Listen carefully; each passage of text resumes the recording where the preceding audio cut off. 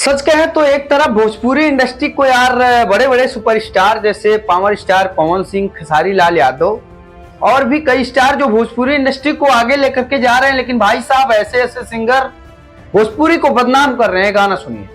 दिल मांगेला दहिया रे दहिया सखी डोगिया स्टाइल में। हाँ मतलब सैया दिल मांगे ले डॉगी स्टाइल। गजब हाल है भाई साहब।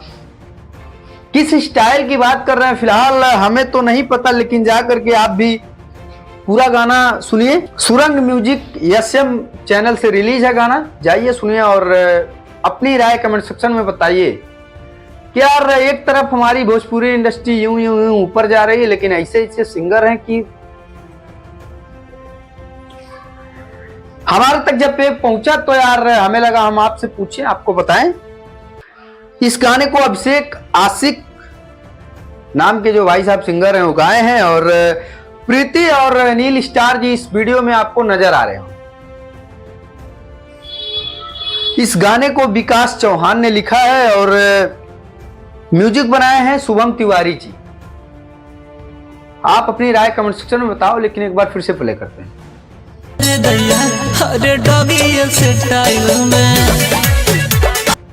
हमें तो भाई साहब समझ में नहीं आ रहा है।